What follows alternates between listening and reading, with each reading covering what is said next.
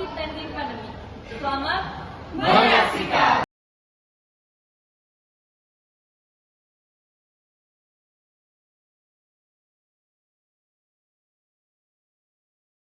Perkenalkan, nama saya Putra Masafita Dita dengan 3 digit NIM terakhir 053. Di sini saya akan menjelaskan mengenai latar belakang dari student project ini. COVID-19 disebabkan oleh virus SARS-CoV-2 yang pertama kali diidentifikasi di Wuhan, China pada Desember 2019.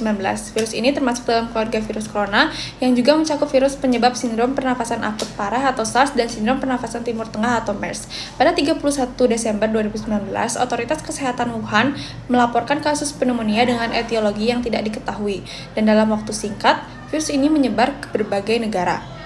Pada 30 Januari 2020, WHO menyatakan wabah ini sebagai keadaan darurat kesehatan masyarakat yang menjadi perhatian internasional. Dan pada 11 Maret 2020, COVID-19 dinyatakan sebagai pandemi global. SARS-CoV-2 adalah virus RNA untai tunggal positif yang diduga berasal dari rekomendasi antara virus corona kelelawar dan virus corona lainnya, dan dapat ditularkan antara manusia melalui droplet pernafasan saat batuk atau bersin. Pandemi COVID-19 telah menyebabkan dampak besar terhadap kesehatan, masyarakat, dan ekonomi global. Hingga November 2021, lebih dari 255 juta kasus terkonfirmasi dengan angka kematian lebih dari 5 juta. Di Indonesia, kasus pertama dilaporkan pada Maret 2020, dan jumlah kasus tersebut meningkat hingga mencapai jutaan. Gejala umum COVID-19 meliputi demam, batuk, sesak nafas, serta kehilangan indera penciuman dan perasa. Sebagian besar kasus bersifat ringan, namun sebagian dapat berkembang menjadi penyakit berat yang memerlukan perawatan intensif. Berbagai upaya pencegahan seperti protokol kesehatan, yaitu masker, jaga jarak fisik, serta vaksinasi telah diterapkan untuk mengendalikan penyebaran virus dan melindungi kesehatan masyarakat. Perkenalkan, nama saya Niko Mahdidiari dengan 3 digit NIM terakhir 051. Berdasarkan latar belakang tersebut, penulisan student project ini memiliki rumusan masalah sebagai berikut.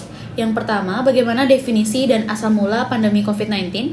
Yang kedua, bagaimana struktur dan karakteristik COVID-19. Yang ketiga, apa saja varian genetik dan mutasi dari COVID-19. Yang keempat, bagaimana mekanisme infeksi dan jalur penularan COVID-19. Yang kelima, bagaimana respon imun tubuh kita terhadap COVID-19. Dan yang terakhir adalah apa saja kategori vaksin COVID-19.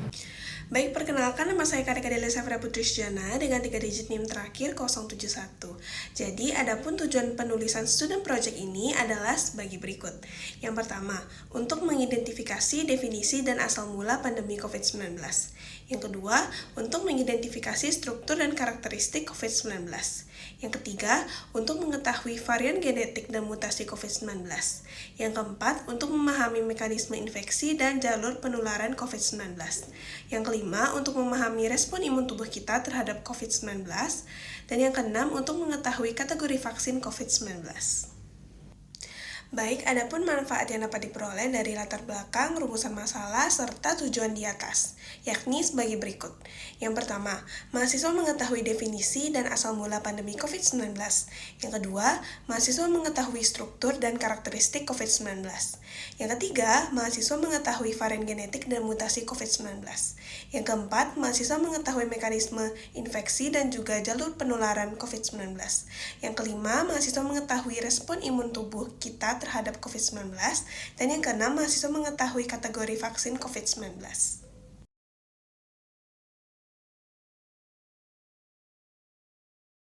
Halo semuanya, perkenalkan nama saya Kadek Winda Brahmana dengan 3 digit NIM terakhir 055. Di sini saya akan menjelaskan mengenai definisi dan sejarah pandemi COVID-19. COVID-19 merupakan kasus infeksi saluran pernapasan yang disebabkan oleh jenis virus yang diberi nama Severe Acute Respiratory Syndrome Coronavirus 2 atau SARS-CoV-2. Secara umum, coronavirus banyak ditemukan pada burung dan mamalia serta merupakan keluarga besar dari non-segmented. Coronavirus ini juga merupakan virus RNA yang beruntai tunggal positif. Coronavirus yang host alaminya adalah kelelawar juga memiliki beberapa genotipe, salah satunya adalah beta coronavirus. Beta coronavirus ini merupakan penyebab dari beberapa penyakit pernapasan yang telah terdeteksi sebelumnya, seperti sindrom pernapasan timur tengah atau Middle East Respiratory Syndrome atau MERS yang muncul pada tahun 2012 di Saudi Arabia. Lalu ditemukan juga Severe Acute Respiratory Syndrome atau sindrom pernapasan akut berat SARS-CoV yang muncul pada tahun 2002 di Guangdong, China. Coronavirus ini bermula dari kota Wuhan, China pada bulan Desember tahun 2019. Pertama kalinya ditemukan kasus pneumonia yang kemudian diidentifikasi sebagai virus corona baru yang dikenal dengan sebutan SARS-CoV-2. Virus ini menyebar begitu pesat ke seluruh dunia, termasuk di Indonesia.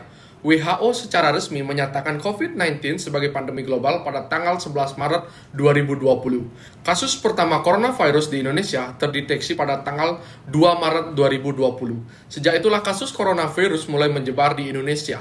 COVID-19 telah berlangsung kurang lebih 4 tahun dan dengan langkah dan upaya pemerintah seluruh dunia, terkhusus di Indonesia, untuk mengatasi coronavirus ini, akhirnya pada tanggal 5 Mei 2023, WHO menyatakan secara resmi pandemi COVID-19 berakhir. Meskipun sudah dinyatakan berakhir, namun bahwa berakhirnya pandemi ini tidak berarti coronavirus ini tidak lagi menjadi ancaman kesehatan global. Perkenalkan, nama saya Niputu Renata Mordani dengan NIM 240251109. Pada kesempatan kali ini, saya akan membahas mengenai struktur dan juga karakteristik dari virus COVID-19. Baik, yang pertama ada genom. Genom SARS-CoV-2 terdiri dari sekitar 30.000 nukleotida yang mengkode berbagai protein penting untuk replikasi dan juga virulensi virus. Genom ini memiliki ukuran yang mirip dengan virus COVID-19 lainnya, seperti SARS-CoV-2 dan juga MERS-CoV. Kemudian yang kedua ada protein spike.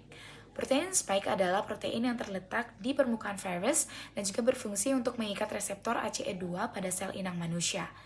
Proses pengikatan ini memungkinkan virus untuk masuk ke dalam sel. Protein spike ini juga menjadi target utama dalam pengembangan vaksin dan juga terapi monoklonal. Selanjutnya ada protein membran. Protein membran berperan dalam pembentukan envelope virus dan juga stabilitas strukturnya.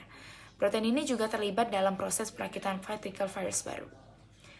Selanjutnya ada protein nukleokapsid, yaitu protein neurokapsid ini memiliki pengikatan RNA genomik dan juga berfungsi dalam proses replikasi serta pembentukan partikel virus baru.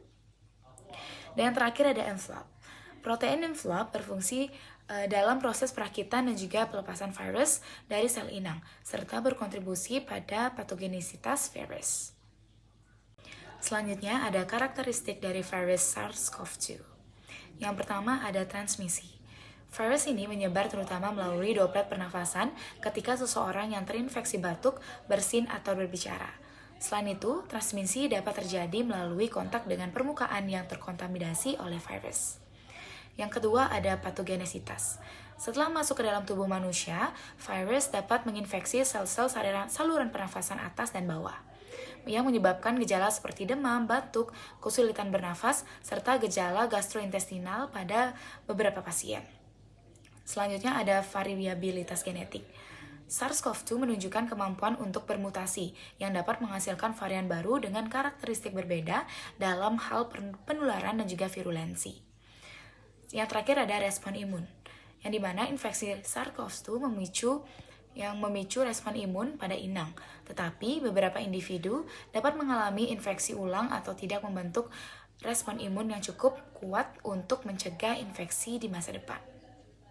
Saya KDW Pratnyana dengan NIM 065. Jadi pada kesempatan kali ini saya akan menjelaskan mengenai varian genetik dan juga mutasi dari COVID-19. Jadi varian genetik dari COVID-19 adalah yang pertama varian Alpha. Varian Alpha pertama kali ditemukan di Inggris pada September 2020. Lalu yang kedua adalah varian Beta. Varian Beta sendiri ditemukan pertama kali di Afrika Selatan pada Mei 2020. Lalu varian Gamma. Varian Gamma pertama kali ditemukan di Brazil pada November 2020. Lalu varian Delta. Varian Delta pertama kali ditemukan di India pada Oktober 2020. Lalu varian Omicron pertama kali ditemukan di Afrika Selatan dan Botswana pada November 2021. Lalu yang terakhir adalah subvarian Omicron. Subvarian Omicron ini pertama kali terdeteksi di Afrika Selatan pada November 2021. Lalu terkait proses mutasi dari COVID-19 secara keseluruhan, mutasi SARS-CoV-2 adalah aspek krusial dalam memahami dinamika pandemi COVID-19. Proses mutasi ini tidak hanya mempengaruhi penularan dan keparahan penyakit ini, tetapi juga berimplikasi pada efektivitas intervensi kesehatan masyarakat, termasuk vaksinasi. Oleh karena itu, penelitian dan pemantauan yang berkelanjutan terhadap varian-varian baru sangat diperlukan untuk mengatasi tantangan yang ditimbulkan oleh virus ini. Baik, sekian dari saya. Terima kasih. Perkenalkan, saya Gusti Agung Putu Atnya Suarisdi Utami dengan 3 digit terakhir NIM adalah 057. Di sini saya akan menjelaskan tentang jalur penularan dan juga mekanisme infeksi dari virus COVID-19. Di sini WHO telah mengidentifikasi bahwa jalur penularan utama dari virus COVID-19 adalah melalui kontak langsung dalam jarak dekat, misalnya dalam jarak 1 meter dengan penderita. Penularan ini dapat terjadi melalui droplet atau percikan yang dikeluarkan ketika batuk, kemudian melalui vomit atau permukaan yang terinfeksi, dan juga melalui airborne atau percikan yang menguap dan juga bertahan di udara. Selain itu, terdapat beberapa moda yang dicurigai dapat menyebarkan virus COVID-19 juga ke manusia. Yang pertama melalui binatang, kemudian melalui fekal oral atau darah, serta melalui ASI dari ibu ke anaknya. Setelah virus SARS-CoV-2 berhasil menginfeksi inang melalui salah satu moda transmisi, virus ini akan menggunakan spike-nya atau protein S-nya untuk berikatan dengan reseptor permukaan yakni angiotensin converting enzyme atau ACE2. Subunit S2 dari virus SARS-CoV-2 juga akan mengalami aktivasi protease yang memungkinkan terjadinya fusi antara membran virus dengan membran sel inang. Proses ini akan melibatkan perpasan RNA ke dalam sitoplasma sel dan juga terjadinya replikasi di dalam sitoplasma sel untuk menghasilkan replika-replika virus lainnya. Replika virus yang banyak ini akan menyebabkan terjadinya lisis sel sehingga dapat menginfeksi virus sel-sel sehat lainnya yang ada di sekitar sel yang telah terinfeksi. Kenalkan, nama saya Dizari Ficia Kristanti Rusdiana dengan 3 digit tim terakhir 067. Di sini saya akan menjelaskan mengenai respon imun tubuh terhadap virus COVID-19. Seperti yang kita ketahui bersama bahwa virus COVID-19 disebabkan oleh virus SARS-CoV-2 yang menginfeksi sistem pernafasan melalui reseptor ACE2 di sel epitel saluran pernafasan. Virus ini memicu respon imun bawaan dan imun adaptif untuk melawan infeksi. Kita akan membahas respon imun bawaan terlebih dahulu. Sistem imun bawaan adalah garis pertahanan pertama. Sel epitel akan mendeteksi virus melalui reseptor seperti TLR atau RLR yang akan memicu pelepasan interferon tipe 1 dan sitokin inflamasi yang akan membatasi replikasi virus dan memicu peradangan untuk merekrut sel imun lainnya. Lalu, sel dendritik akan menangkap virus, memproses antigen, dan mempresentasikannya kepada sel T di kelenjar getah bening. Sementara itu, makrofag akan memfagosit virus dan melepaskan sitokin untuk memperkuat reaksi imun. Inflamasi yang terjadi akan meningkatkan aliran darah ke area infeksi dan memungkinkan lebih banyak sel imun untuk bertindak. Lalu, kita akan membahas respon imun adaptif. Respon imun ini lebih spesifik dan melibatkan 2 jenis sel utama, yaitu sel T dan sel B. Sel T yang berfungsi untuk mengkoordinasikan respon imun dan sel B yang berfungsi untuk mengenali virus dan akan berubah menjadi plasma sel yang menghasilkan antibodi. Dan antibodi ini akan menetralkan virus, meningkatkan fagositosis, dan mengaktifkan.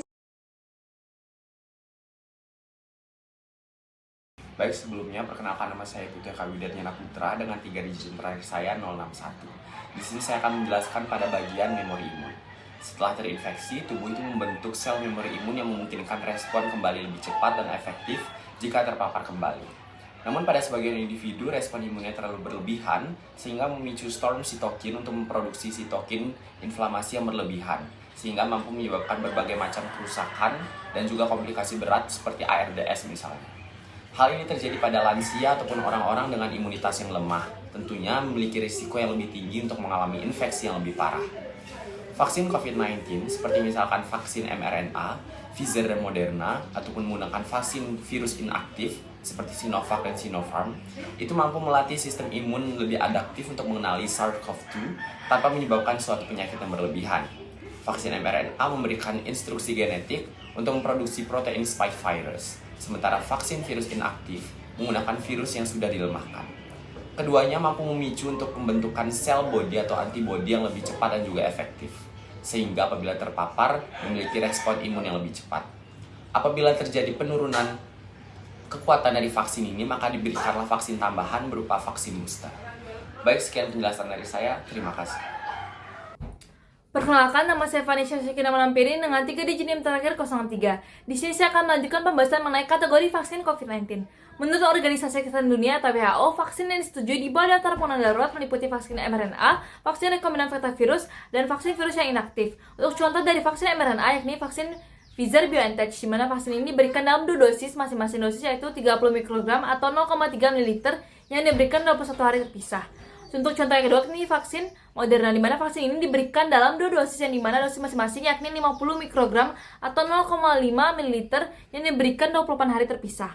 Selanjutnya ini vaksin rekombinan faktor virus. Contohnya ini vaksin AstraZeneca, di mana vaksin ini biasanya diberikan dalam 2 dosis, di mana dosis pertama diikuti oleh dosis kedua setelah interval tertentu, biasanya 4 hingga 12 minggu.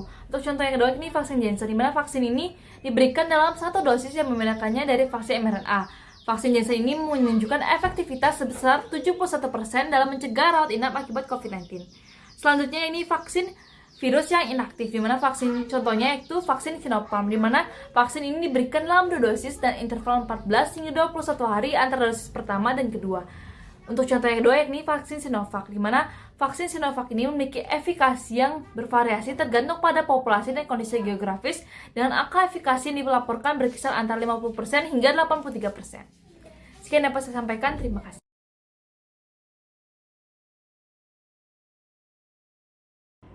Perkenalkan, nama saya Nikomatis Kasaraswati dengan 3 digit NIM terakhir 059. Terdapat beberapa saran yang ingin disampaikan terkait hasil student project ini. Adapun yang pertama, yaitu melakukan peningkatan dukungan untuk penelitian mengenai virus COVID-19 dan penyakit menular lainnya guna mempersiapkan solusi lebih cepat dalam menghadapi pandemi berikutnya. Kemudian yang kedua, yaitu membahas lebih lanjut mengenai metode rehabilitasi dan penanganan COVID-19 secara komprehensif. Yang ketiga, yaitu melakukan riset yang lebih mendalam untuk memastikan validasi dari data-data yang terdapat dalam student project ini. Baik, sekian dari saya. Terima kasih. Baik, sebelumnya perkenalkan, nama saya Nikomandi Prameswari dengan 3 digit NIM akhir 049. Di sini saya akan membahas mengenai kesimpulan dari student project ini. Pandemi COVID-19 yang disebabkan oleh virus SARS-CoV-2 telah menjadi salah satu tantangan kesehatan global. Virus ini menyebar dengan cepat ke seluruh dunia melalui mekanisme penularan droplet ketika seseorang yang terinfeksi batuk, bersin, atau berbicara dengan kontak langsung yang tentunya memicu darurat kesehatan masyarakat global. Virus ini memiliki kemampuan untuk bermutasi yang menghasilkan berbagai varian genetik seperti alfa, beta, gamma, delta, dan omikron. Mutasi ini mempengaruhi tingkat penularan, keparahan penyakit, dan efektivitas vaksin. Nah, setelah terinfeksi, tubuh akan merespons dengan mengaktifkan sistem imun bawaan dan sistem imun adaptif untuk melawan virus, termasuk produksi antibodi. Namun, pada beberapa individu, respon imun berlebihan dapat menyebabkan komplikasi serius seperti badai sitokin. Nah, untuk mengatasi pandemi, berbagai vaksin telah dikembangkan berdasarkan teknologi berbeda, termasuk vaksin berbasis mRNA dan berbasis virus yang diinaktivasi. Vaksin-vaksin ini telah terbukti efektif dalam mengurangi tingkat keparahan penyakit dan mencegah kematian.